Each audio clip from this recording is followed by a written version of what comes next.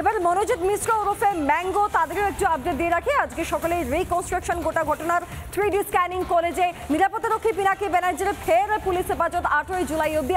আর এই মনোজিৎ মিশ্রকে কে অস্থায়ী কর্মী হিসেবে সুপারিশ করলো তাদের খোঁজেও নাকি তদন্ত করবে পুলিশ।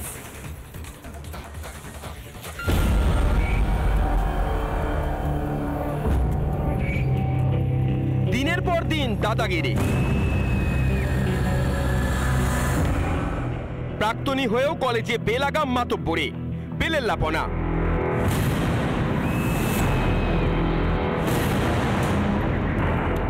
কসবা কাণ্ডে ধৃত তৃণমূল ছাত্র পরিষদের নেতার বিরুদ্ধে ভুরি ভুরি অভিযোগ।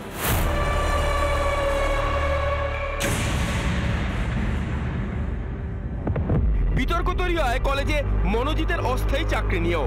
এবার সেই চাকরি পুলিশের নজরে।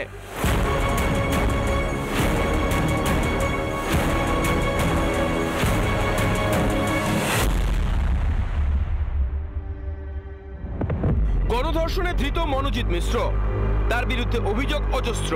কলেজের মধ্যেই দাদাগিরি, নোংরামি। প্রতিবাদ করতেই দলবল নিয়ে চড়াও হয় মনোজিৎ, মারধর করে।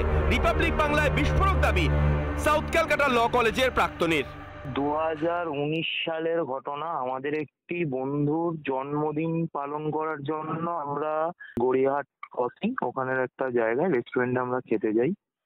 সেখানে হঠাৎ করেই মনোজিৎ মিশ্র এবং তার বহিরাগত কিছু বন্ধু বান্ধবদের নিয়ে এসে রাস্তার মধ্যে আমাদের সাথে কিছু মেয়ে বান্ধবীও ছিল, তাদেরকেও প্রচন্ড রকম ভাবে মারধর করে, আমাকেও মারধর করে। মেডিকেল করে আমরা ফিরি, কিন্তু ফিরে যখন আমরা কমপ্লেন দিতে যাই তখন আমাদের পুলিশ বলে যে আমি কোনোভাবেই কমপ্লেন নিতে পারবো না, তোমরা নিজেদের মধ্যে মিটমাট করে নাও, সবাই তো কলেজের স্টুডেন্ট, এবং নেয়ও না কমপ্লেন।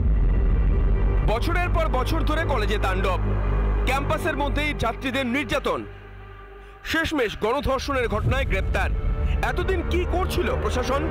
কেন আগে মনোজিতের বিরুদ্ধে পদক্ষেপ করা হলো না? তাহলে হয়তো গণধর্ষণের ঘটনা এড়ানো যেত। কার প্রশ্রয়ে মনোজিতের এত বাড়াবাড়ি? রিপাবলিক বাংলা। নানা ধরনের কন্টেন্ট দেখার জন্য লাইক করুন, শেয়ার করুন আমাদের ফেসবুক পেজ, সাবস্ক্রাইব করুন আমাদের ইউটিউব চ্যানেল। পাশাপাশি অন্যান্য ব্রেকিং নিউজের জন্য অবশ্যই চোখ রাখুন রিপাবলিক বাংলায়।